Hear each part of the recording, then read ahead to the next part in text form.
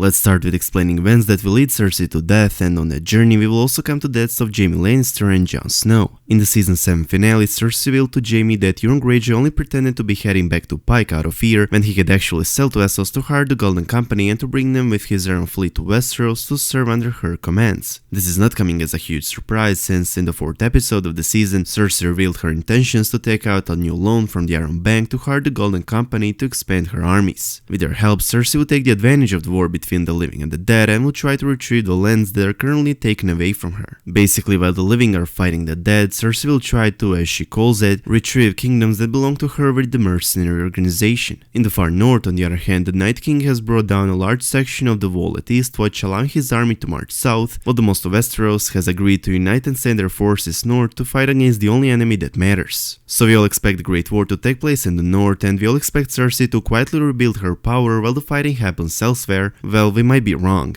Now that the Night King is in possession of a dragon and no longer has to worry about the wall, he will most likely cause devastation across the whole Westeros, not only in the north. The leader of White Walkers can now fly anywhere in Westeros relatively quickly, and he can raise the dead.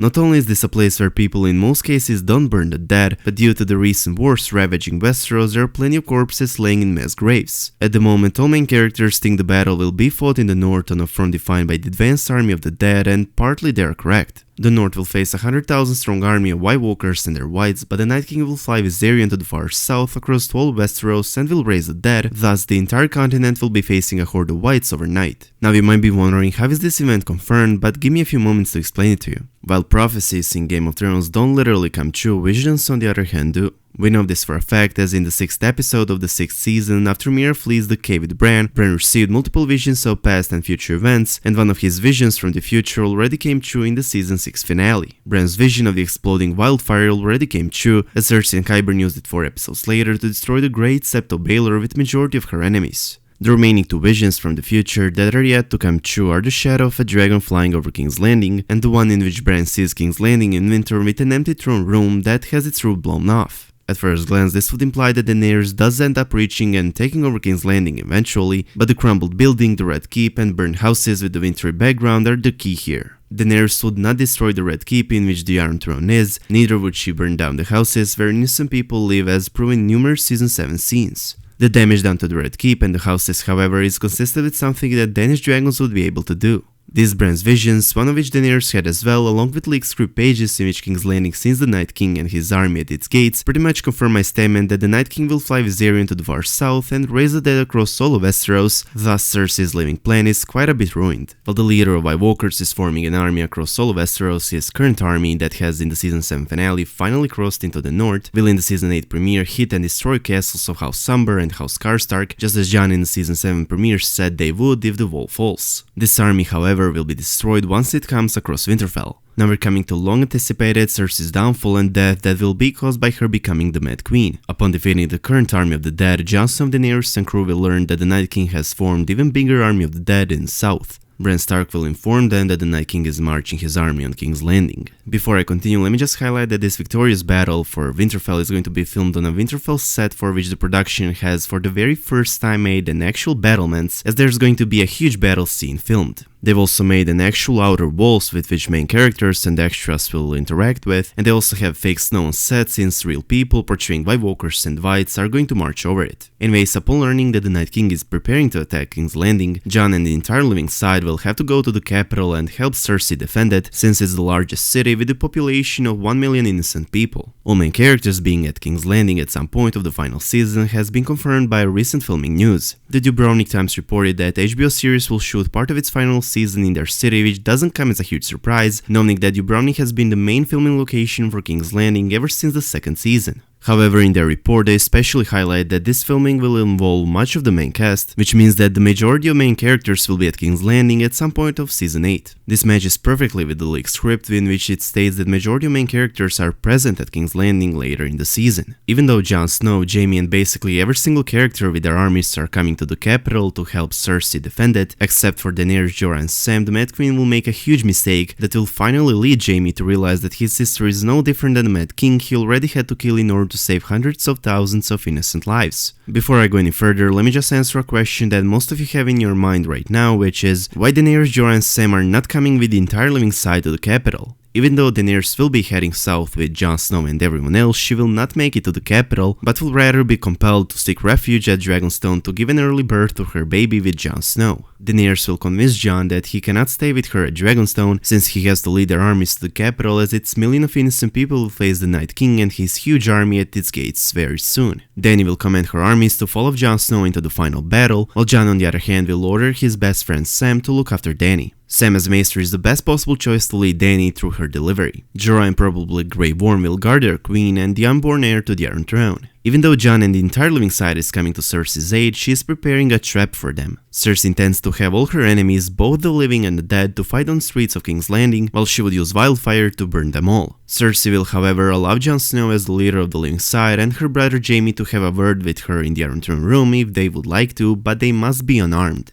Jaime will warn Jon that it might be a trap, but this is a request Jon will accept with a statement, "It's the only choice we have. If we want to win this war, we must fight together." And Jaime will follow. As expected from the Mad Queen, Cersei will have Jon Snow arrested and locked up in her dungeons as soon as he enters the Red Keep. One script page involves Jaime trying to convince Cersei that her true enemy is the Night King rather than Jon Snow, and therefore she should release him from the dungeons. He says, "Daenerys is not your enemy, Jon Snow is not your enemy. The only enemies you have to worry about are outside the city gates right now." Cersei takes her seat at the throne, saying nothing. Jaime inches closer to his sister. His face is contorted in a look of desperate pleading. This has to work. Jaime says, "Cersei, you're an intelligent woman. You may be jealous, you may be cruel, but you know how to place your bets. Keeping the only man who can defeat the White Walkers in chains is not a smart bet." Cersei responds with, "You would have me release the usurper? Tell me after the Northern Fool and his white-haired defeat the Night King, what do you think will happen to me?" This is a moment Jaime realizes that his sister and former lover is no different than the Mad King he had to sacrifice his honor for and save many innocent lives. Jaime realizes that Cersei intends to use wildfire to get rid of all her enemies, including Jon's and Dany's armies that came to save the capital. Jaime realizes that Cersei is about to order the entire city to be burned to ashes with million people in it, rather than support the living side and fight the Night King, because she knows if the living side is to win, she will not be able to keep the Iron Throne.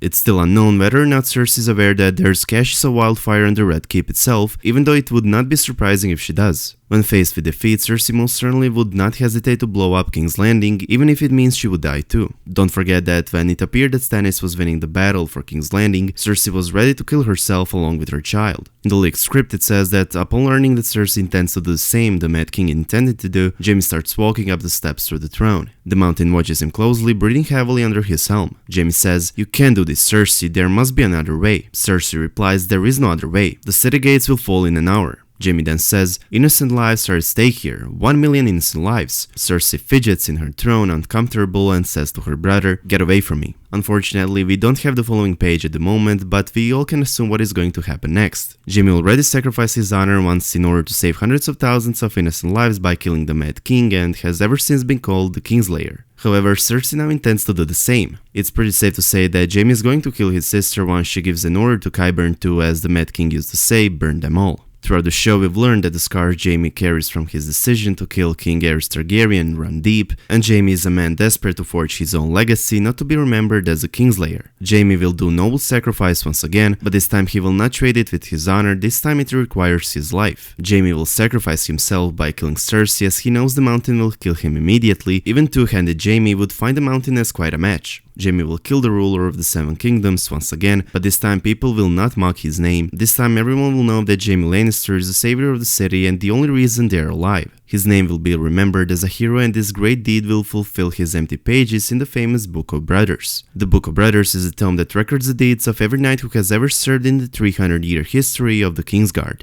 It was shown 3 times throughout the show, and each time it gave us a huge hint or foreshadow that Jaime so far have empty pages will be fulfilled until the end of the show. This famous book was shown in the season 4 premiere for the very first time, and Joffrey read through some entries, particularly those of Sir Arthur Dayne and Sir Duncan the Tall. When Joffrey came to Jaime's rather brief entry, Joffrey sarcastically remarked that someone forgot to write down all of Jaime's great deeds, only Jaime replied with, "There's still time." 3 episodes later, in the 4th episode of the 4th season, the Book of Brothers was shown once again, and yet again foreshadowed Jaime's upcoming deed that he will be remembered for. In that episode, Brienne read aloud Jaime's entry during their goodbye conversation, which is basically a few sentences mostly regarding his betrayal over a king whom he was supposed to protect with his own life. As soon as Brienne finished reading those few sentences, Jaime said that it is a duty of the Lord Commander of the Kingsguard to fill those pages, and highlighted that there is still room left on his. Later in the same season, there is one more scene in which Jaime is reading this book. It's safe to say that all scenes that included Jaime and the famous Book of Brothers are foreshadowing the upcoming Jaime's deeds, which will be one of the greatest acts written in this same book, as his deed will save million lives. In the leaked script, it says the Hound and Brienne are riding towards the Red Keep at the moment of Jaime's huge argument with Cersei. Therefore, it's safe to say that the Hound with Brienne's help will avenge Jaime's death. Let me also highlight that Jaime's statement in the 4th episode of the 5th season regarding his death would in this case come true.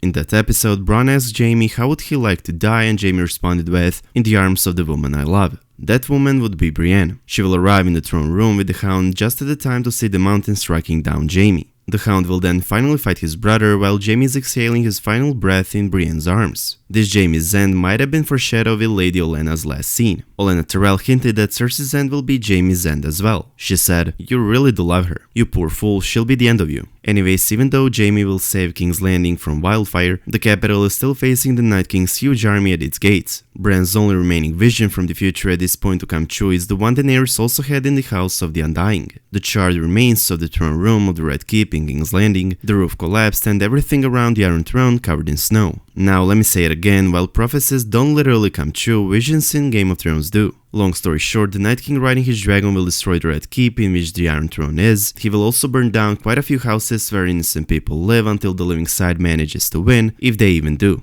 This Night King's attack on the capital has been confirmed not only by the leaked script in which he is preparing for the final attack, but also with leaked photos of King's Landing set. We know the show is currently building a King's Landing set to do live pyrotechnics. It means that some parts of the capital will be burned down by a dragon, as dragonfire in Game of Thrones is portrayed by live pyro. Considering that the Night King is burning down the Red Keep, while at the same time Jon is locked up in its dungeons, it places Jon's life in pretty dangerous position. In conclusion, I suggest you to brace yourself, because many main characters are going to face their end in the final season.